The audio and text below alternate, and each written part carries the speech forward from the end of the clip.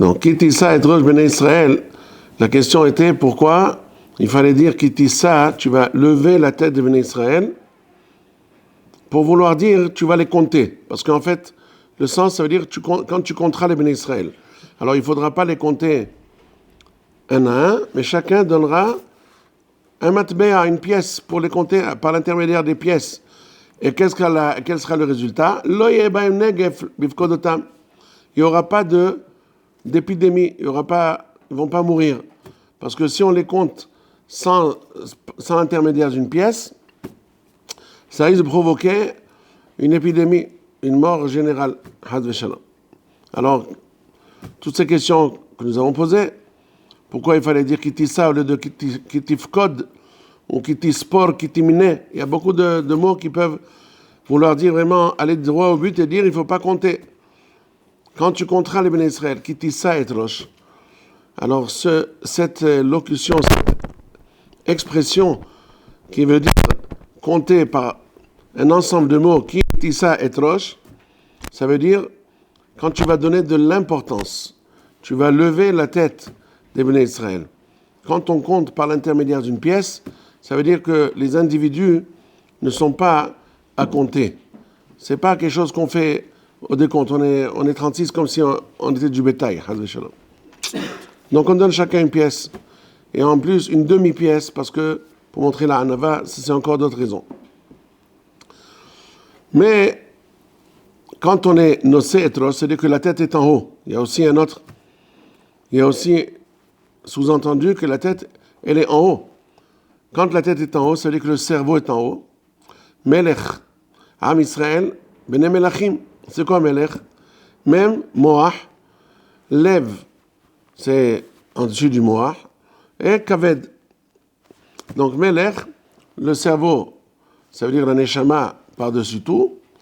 Lève au milieu, c'est le cœur, c'est-à-dire les sentiments.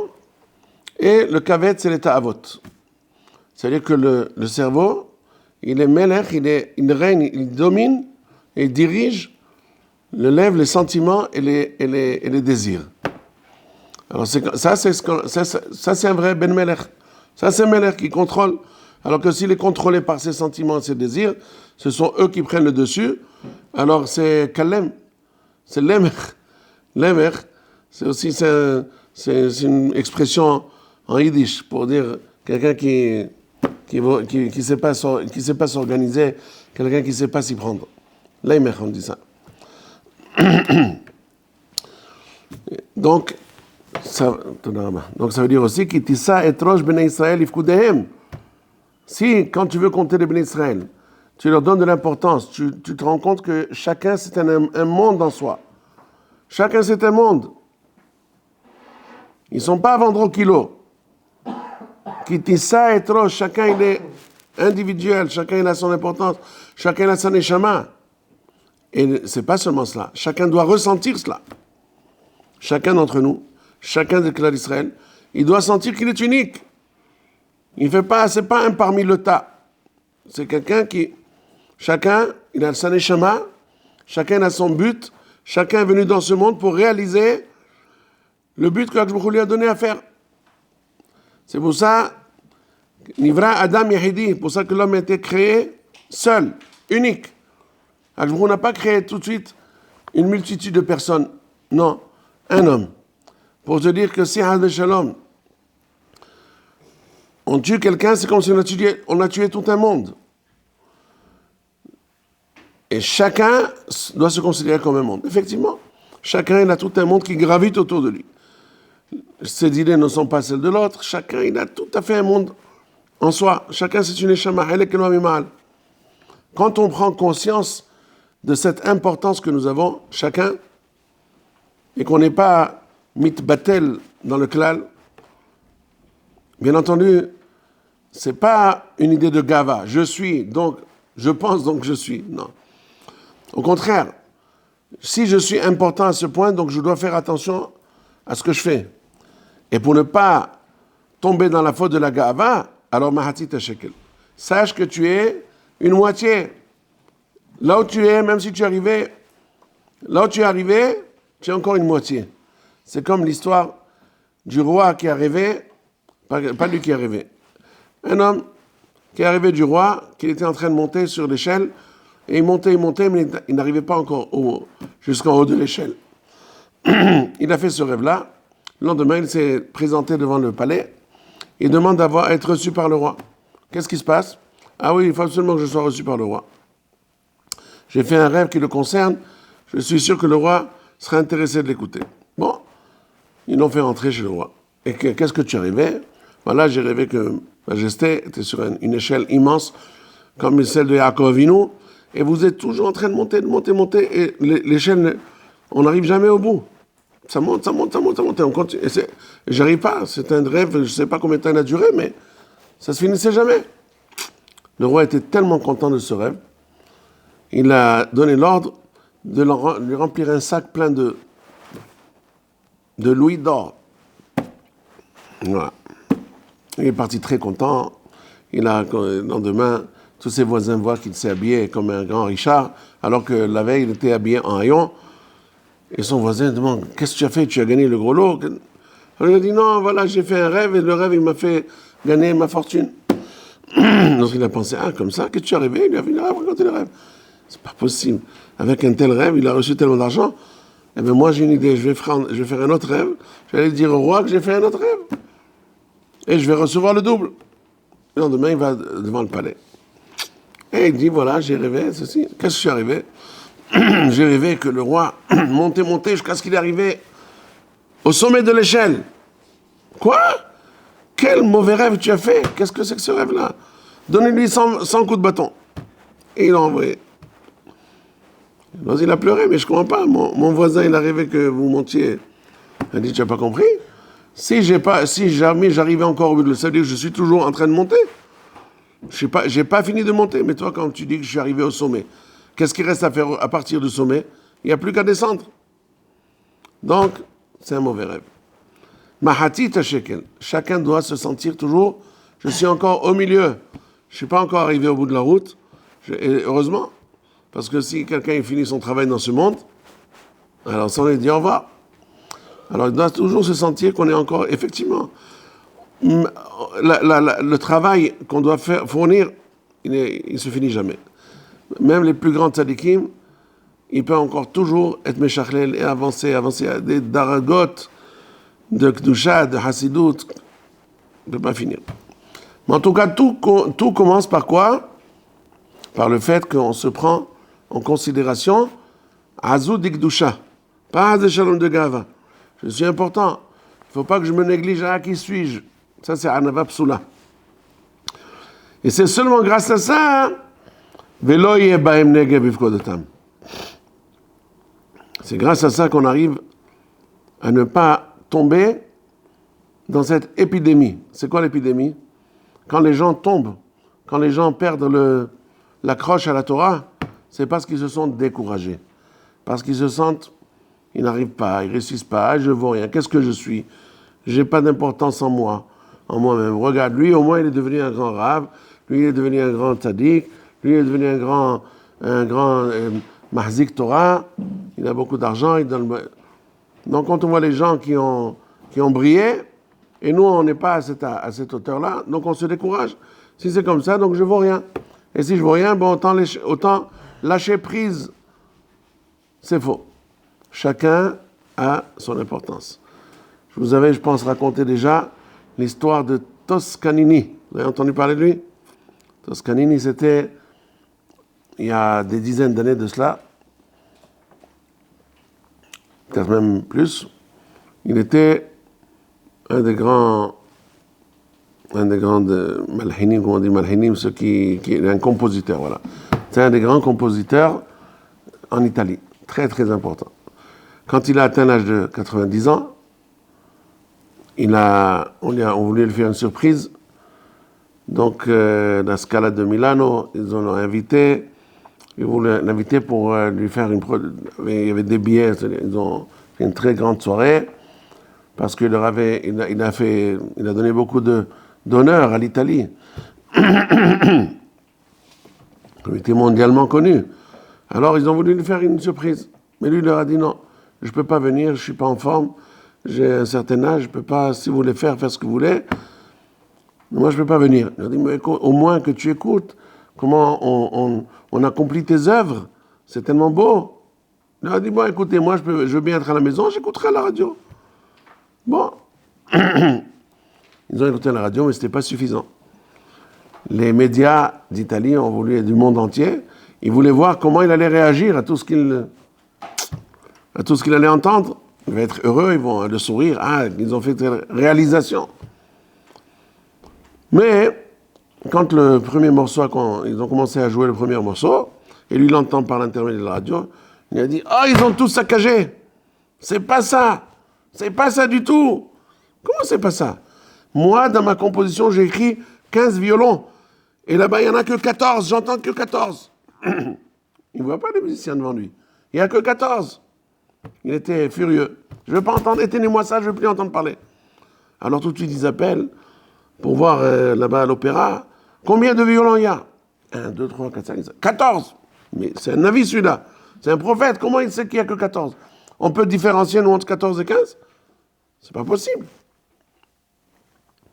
Ils ont découvert qu'effectivement, il n'y avait que 14. Alors, ils lui ont demandé comment. Il dit, écoutez, c'est ça le prophète. En tant que professionnel, je sais s'il y a 14, c'est différent de 15.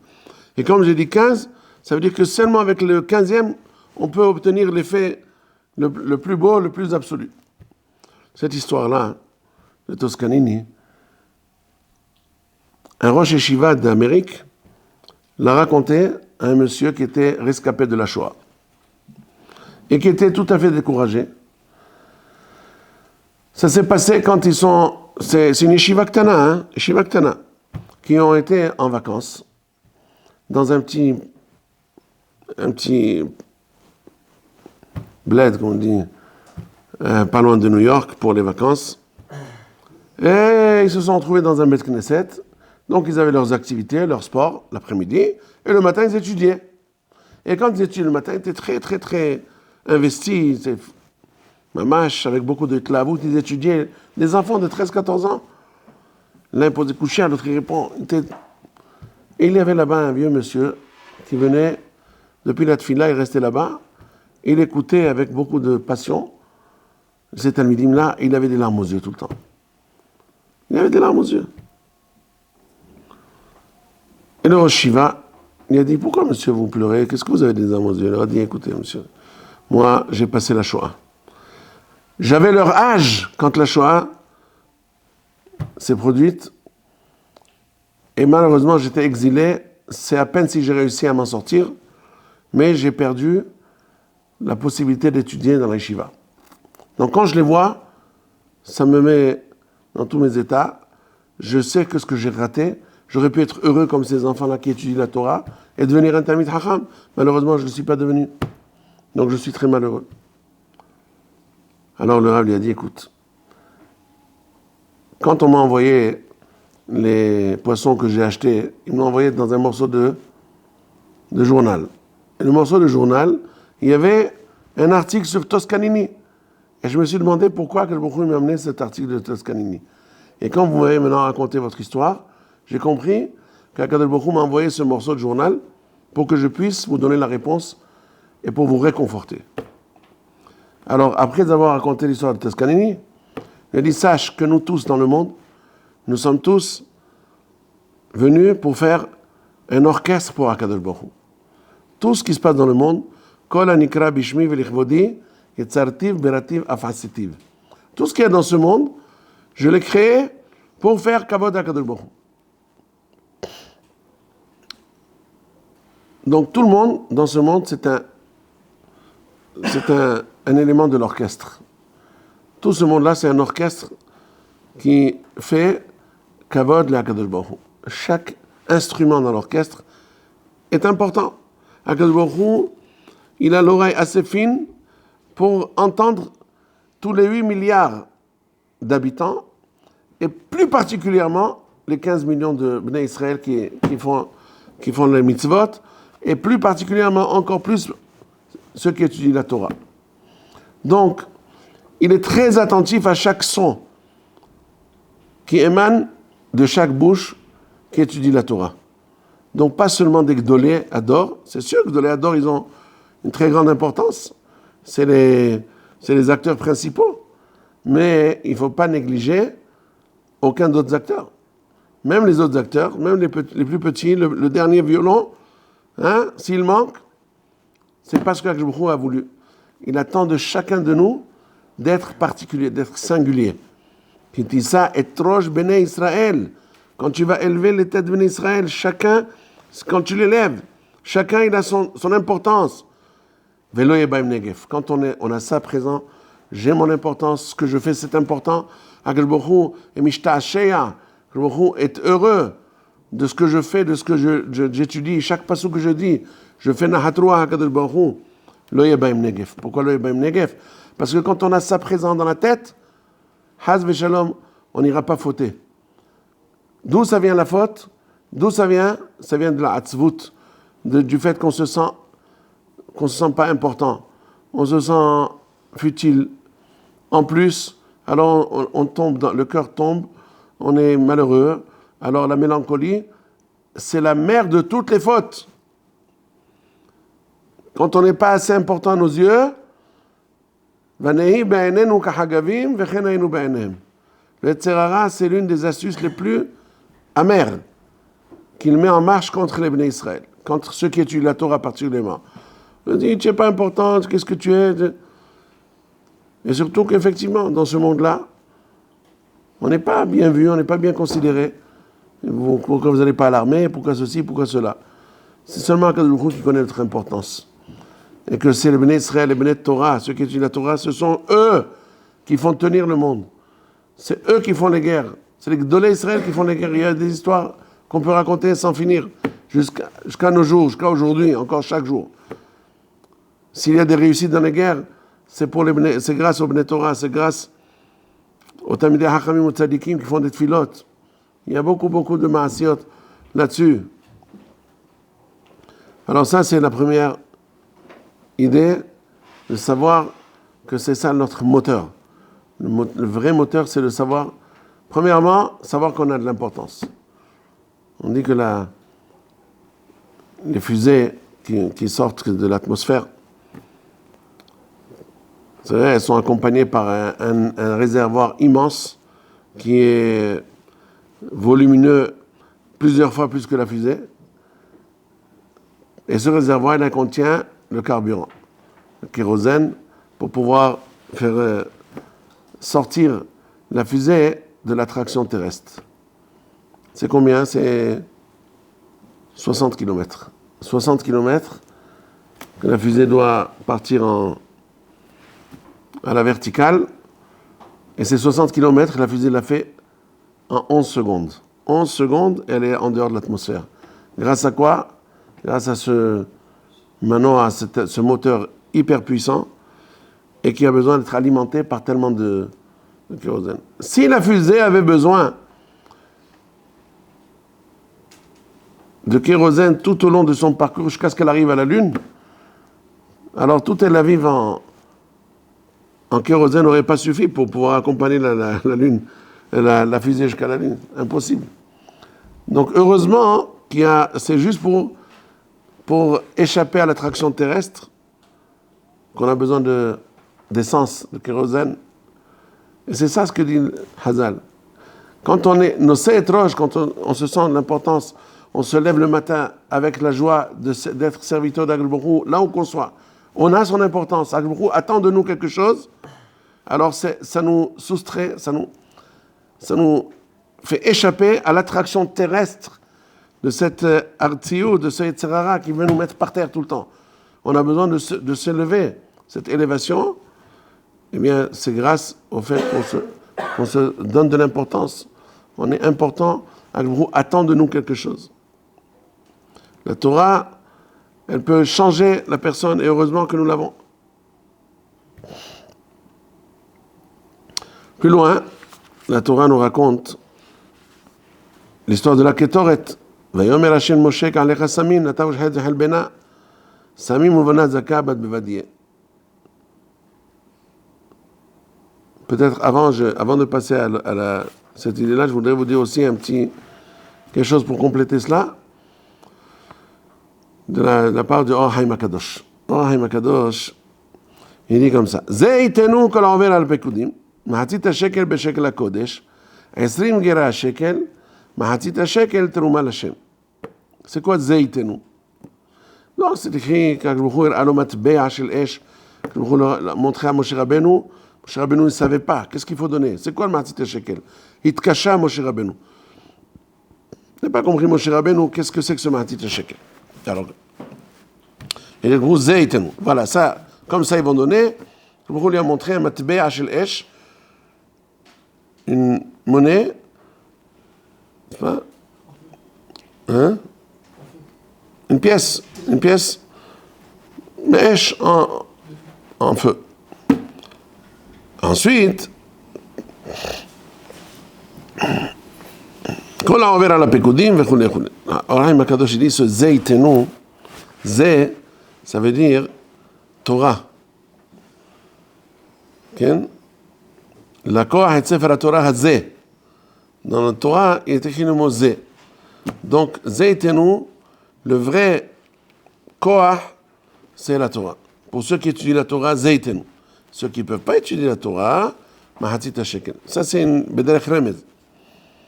Et pourquoi matbea shel esh? Il y a beaucoup de questions, comme le temps est déjà arrivé, pour Arvit. On ne va pas beaucoup s'attarder là-dessus, mais rien que pour dire l'idée que j'avais vue il y a plusieurs années dans le livre de Rabbi Yaakov Toledano, Hazon Yaakov, Rav Shalom. Il a dit qu'en fait, au nom d'un tzaddik, de sefer qui s'appelle Pri Tzaddik, ça j'avais vu au nom d'un sefer qui s'appelle Pri Tzaddik, il dit, c'est toute une série de questions pour comprendre un petit peu dans le Maaseh Heta Egel. Mais là aussi, ça veut dire, le Zé, c'est quoi Zé Itenu, Matbea Shel Esh. La question primordiale, qu'est-ce que Moshe Rabbeinu avait comme difficulté à comprendre c'est quoi ce Matbea là? Il fallait lui dire non, c'est Matbea Shel Esh. Quelle difficulté de savoir? Je voulais lui remontrer, voilà, parmi tous les matbeot qu'il y a, un sergera. C'est tout, voilà, ça, chacun doit donner. Alors, il dit que la difficulté, c'est de comprendre comment un matbea, une petite pièce, peut être kofer nefesh, peut être la monnaie qui va sauver la vie d'une personne. Avec quelle que soit même si, disons, c'est une pièce de $100. Est-ce qu'avec $100, une personne peut sauver sa vie? C'est difficile de comprendre comment une vie spirituelle, toute une vie, peut être sauvée et surtout qu'on dit que le Mahatzit HaShekel, c'est venu pour expier le Heta Egel. Donc comment pour expier le Heta Egel? C'est quelque chose de très rouhani, une grande avera comme ça, avec Mahatzit HaShekel. C'était ça la véritable difficulté. Il dit, pour ça que et c'est pour ça d'ailleurs que parce que c'est pas la quantité qui compte là. Matbea shel esh, ça veut dire la donner avec itlahavut. Les mitzvot qu'on fait, qu'elles soient avec tout le cœur, avec itlahavut. Quand on a de la itlahavut dans la mitzvot, alors on montre à Baruch que ça nous est important. Et c'est cette itlahavut là qui va brûler la itlahavut de la Touma. Parce que dans la Heta Egel, qu'est-ce qu'il y avait le plus grave? Vayar Heta Egel holot. Moshe Rabbeinu, il avait l'Egel au début. Je lui ai dit, Lechret Kishet Amecha. Donc s'il a dit Lechret Kishet Amecha, pourquoi il a descendu les lohot? Il ne fallait pas les descendre. Si la faute était tellement grave que Bnei Israël ne méritait pas de recevoir les lohot, les tables de la loi, pourquoi alors il les a fait descendre, Bichlal?